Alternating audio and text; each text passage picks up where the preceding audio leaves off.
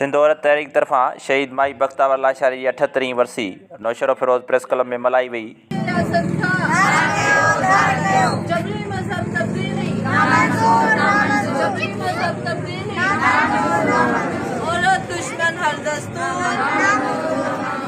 जब तक औरत तंग रहेगी जंग रहेगी जंग रहेगी। जेसिन माल जे चेयरमैन अब्दुल खालिक जुणेजो सिंध औरत तहरीक जी मरकज़ी कन्वीनर डॉक्टर सलमा जुणेजो ॻाल्हाईंदे चयो त असां जबरी मज़हब तब्दीली सख़्तु लफ़्ज़ में मज़म्मत कयूं था।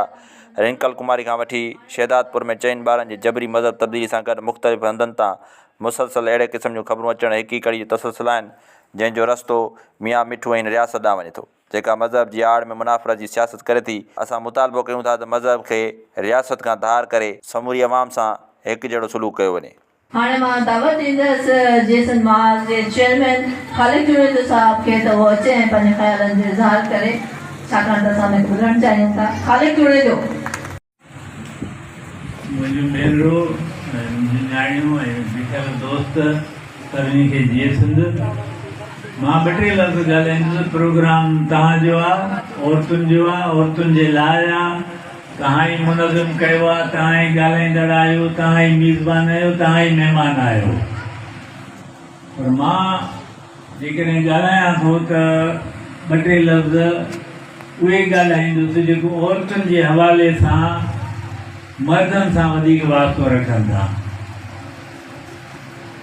हिकिड़े दुनिया जे ॾाहे माण्हू जो चवणु आहे त कंहिं बि क़ौम जे माण्हुनि जे मुहज़िब हुजण जो मयार या उनजी कसोटी आहे त उन्हनि माण्हुनि जो औरत ॾांहुं रवैयो कहिड़ो आहे। हाणे जेके असां हिते मर्द बीठा आहियूं या जिन ताईं मुंहिंजी ॻाल्हि वेंदी, मां हिननि खे चवां थो उहे पंहिंजो पाण खां पुछनि, असांखे न ॿुधाइनि, पंहिंजो पाण खां पुछनि त असां औरतुनि सां कहिड़ो रवैयो रखूं था ऐं पोइ हुन हिसाब सां असां केतिरा मुहज़िब आहियूं। हलो इहा ॿाहिरि दुनिया जे माण्हुनि जी ॻाल्हि थी। असां चवंदा आहियूं सिंध वॾो मुहज़िब ख़ितो आहे, सिंध दुनिया खे तहज़ीब वाक़ई इहो आहे। इंसानी तारीख़ जूं 4 या 5 क़दीम ऐं शानदार जेके तहज़ीबूं आहिनि उन मां हिकिड़ी सिंध जी तहज़ीब आहे। असां उन जा वारस आहियूं त पोइ उहा ॾिसूं ऐं उन तहज़ीब जो सभ खां वॾो जेको मयार आहे या इशारो आहे उहो मुंहं जो दड़ो आहे न। त मुंहं जे दड़े मां 2 वॾियूं निशानियूं मिलनि थियूं जेके हूअं त घणियूं आहिनि, ख़ासि जेके सॼी दुनिया में वञनि थियूं। मुंहं जे दड़े जे तहज़ीब जी अलामत तौरु हिकिड़ो जेको किंग प्रीस्ट आहे, माना बादशाह बाबू ऐं उन वक़्त जो उहो मज़हबी रहनुमा बा हिकु हुनजी थी अचे, ॿियो नाचणीअ जी नचंदड़ औरत थी अचे पई जेका सॼी दुनिया में थी वञे। माना 8000 साल बि असां वटि औरत एतिरी आज़ादु हुई। तव्हां उहा तस्वीर ॾिठी हुजे, दुनिया सॼी में असुली तस्वीर हिंदुस्तान वारनि वटि हो जेको असुली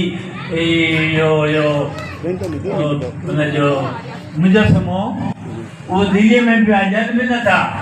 एॾो वॾी अहमियत आहे उनजी त हू चवंदा त इहा असां दुनिया खे ॾेखारियूं त इहा हिंदुस्तान जी सकाफ़त आहे।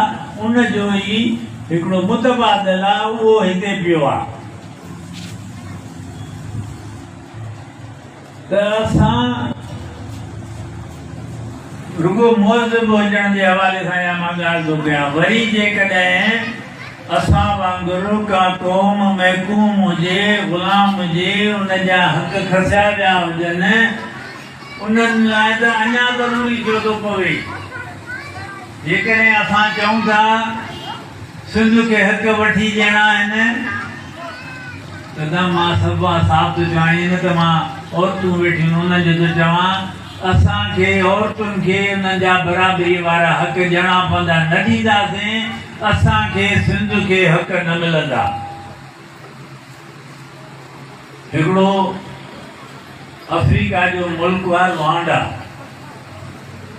उते अॼु खां 15-20-25 साल अॻे खाना जंगी हली, 2 वॾा कबीला हुते तुत्सी ऐं हूती, उन्हनि में हली सालनि जा साल हली 10 लखनि खां मथे माण्हू क़तल थिया हुते। 10 लखनि खां मथे खाना जंगी बंदि न पई थिए। नेठि उन्हनि सोचियो त हे कमु घणो थी वियो हाणे। अंग्रेजीअ में चइबो आहे इनफ इज़ इनफ। हुन चयो हाणे घणो थी चुको, हिन जो कोई इलाजु कजे। पोइ उहे माण्हू इन अफ्रीका जो मुल्क आहे जंहिंखे चयो वेंदो आहे त उहे इलाही पोइते पियल आहिनि तालीम में, ॿियनि ॻाल्हियुनि में।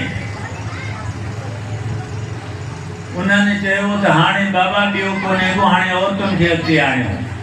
कबाइली तौरु कबीला में पर 10 लख माण्हू माराए, 12-14 साल खाना जंगी करे, उन खां पोइ इन आया त हाणे औरतुनि खे अॻिते आणियो। ऐं उन्हनि जेका मुआहिदे सां गॾिजी पार्लियामेंट ठाही, उन में इहो तय कयूं त 50% लाज़मी औरतूं हूंदियूं। ऐं अॼु दुनिया जी उहा वाहिद पार्लियामेंट आहे जिते अध खां मथे औरतूं आहिनि।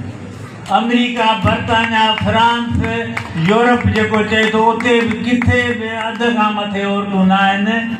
रुवांडा में अध खां मथे औरतूं आहिनि। इन जे करे त हुननि चयो त हाणे इहो ॿियो कमु न थियो, औरतुनि खे ॾियो। जॾहिं हुननि औरतुनि खे क़यादत ॾिनी त उते अमन थियो। ॻाल्हियूं घणियूं आहिनि, मां नथो चवां, हिकु ॿी अधु ॻाल्हि रुॻो चवां यार, ॿियूं ॻाल्हियूं छॾियो भला, इहे सभु फ़लसफ़नि जूं ॻाल्हियूं छॾियूं था। घर जी पंहिंजी ॻाल्हि था कयूं जेका अचे थी। तव्हांखे असांखे ॼणे केरु थो, हीअ दुनिया केरु थो ॾेखारे? औरत आहे न, माउ आहे न। हल साईं, कंहिं दोस्त चवंदा त पोइ माउ जी इज़त कंदा आहियूं, हलो साईं, पर ज़ाल जी नथा कयूं। भला उहा जेका तुंहिंजी त ज़ाल आहे, पर उहा त कंहिंजी वरी माउ आहे न। तुंहिंजे ॿारनि जी माउ आहे न, उहा त माउ थी न। सो जेकॾहिं असां हक़ वठण था चाहियूं,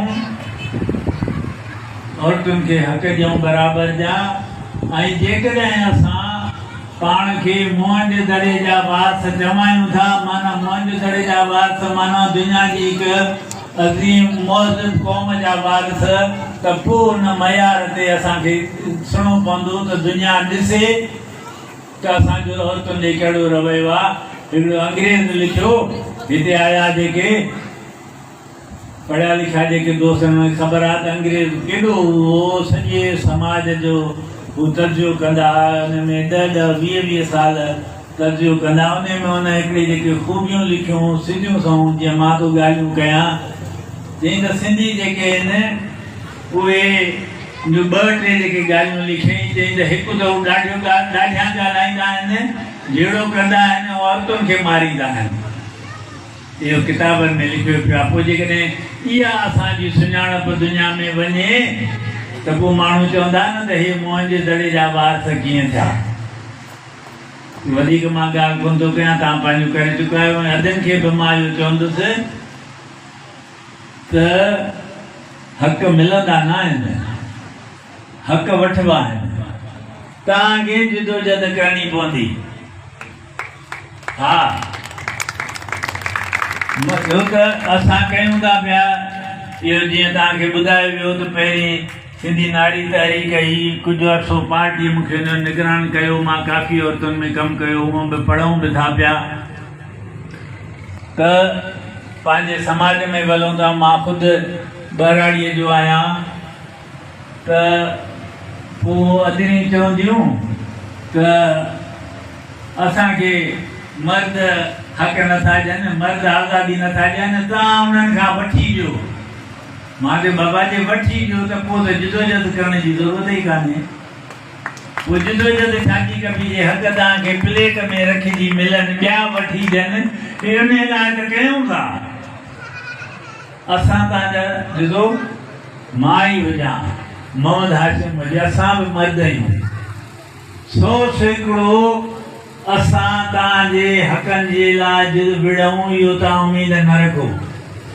इहो ख़बर न आहे 500 साल 1000 साल 5000 साल खां पोइ अहिड़ो समाज अचे जॾहिं बिल्कुलु 100% सभु माण्हू मर्द औरतूं वॾा नंढा बराबरि हुजनि। अॼु उहो न आहे। असां तव्हांजा मददगार थी सघूं था, तव्हांजो साथ असां ॾेई सघूं था, पर इन जिदोजहद जी अॻुवाणी तव्हांखे पाण खे करणी आहे। ऐं दुनिया ते जहिड़ो कजे, घरे मर्दनि सां मुड़ुस सां त हुन सां पीउ आहे त हुन सां ॻाल्हाइजे, गुफ़्तगू कजे, हुनखे मुतमइन कजे ऐं किन शयुनि ते स्टैंड बि वठिजे। तकलीफ़ बि ईंदी त हुकुमराननि खां हक़ वठंदासीं, उहे असांखे ईअं घुरण सां ॾेई छॾींदा छा? त हक़ कंहिं बि क़िस्म जो हुजे उहो पाण ई न मिलंदो। उन लाइ जिदोजहद कबी आहे। ऐं माई बख़्तावर जो तव्हांजे ॾाढो मिसाल आहे। अॼु हुनजी वरसी आहे, उनखे वधीक तव्हां पढ़ो। ॿियनि जेके औरतुनि जिदोजहद दुनिया में कई आहे, हिते कई आहे, त तव्हां अॻिते वधंदव। ऐं मूंखे उमेदु आहे त असां पंहिंजी ज़िंदगीअ में ॾिसंदासीं त सिंध जे हक़नि जी जेका जुलूस जलसा थींदा, अॻुवाणी तव्हां कंदव। महिरबानी।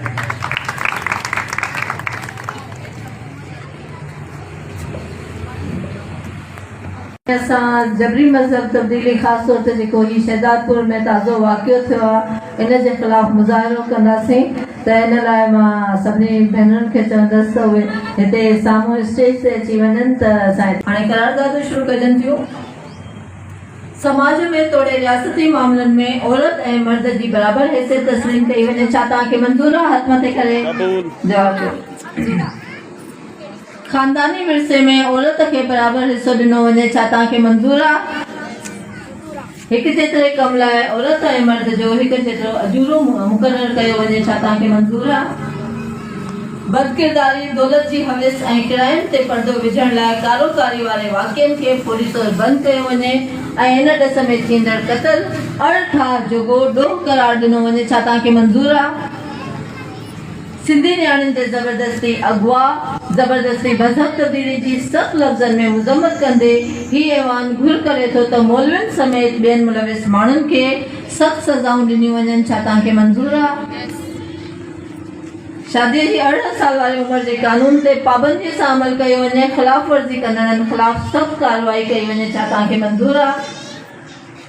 कम जी जाइ ते रियासती बाज़ार में तोड़े घर में जिन्सी हरासगीअ जे ॾोहारियुनि खे सख़्त तरीन सज़ा ॾिनी वञे। छा तव्हांखे मंज़ूर आहे? समाज में तोड़े रियासती मामलनि में औरत जी बराबरि हैसियत तस्लीम कई वञे। तव्हांखे मंज़ूर आहे? सिंध में सिंधी ॿोलीअ खे सरकारी ॿोली तस्लीम करे समूरो कारोबार सिंधीअ में हलायो वञे। छा तव्हांखे मंज़ूर आहे? स्कूल जी सतह ताईं तालीम मादरी ॿोलीअ में ॾिनी वञे। छा तव्हांखे मंज़ूर आहे? सभिनी शहरनि लाइ हिकु जहिड़ो तालीमी निज़ाम मुक़ररु कयो वञे। तव्हांखे मंज़ूर आहे? ऐं निसाब मां मज़हबी तफ़रीक़ ऐं नफ़रत ते ॿधल मवाद ख़ारिज कयो वञे। तव्हांखे मंज़ूर आहे? सिंध जे कुदरती वसीलनि ऐं आमदनीअ जे ज़रियनि ते सिंधी माण्हुनि जो अवलीन हक़ ऐं मुकमल इख़्तियार तस्लीम कयो वञे। तव्हांखे मंज़ूर आहे? ऐं हीउ ऐवान कॉर्पोरेट फार्मिंग ऐं सिंधूअ ते केनालनि खे रद्द करे थो। छा तव्हांखे मंज़ूर आहे?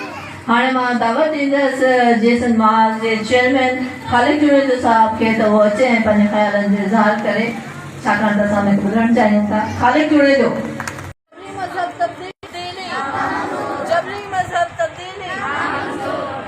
औरत दुश्मन हर दस्तूर ना मंजूर, ना मंजूर, दुश्मन हर दस्तूर ना मंजूर। रियासत खे मज़हब खां धार कयो। मज़हब खे रियासत खां मज़हब खे रियासत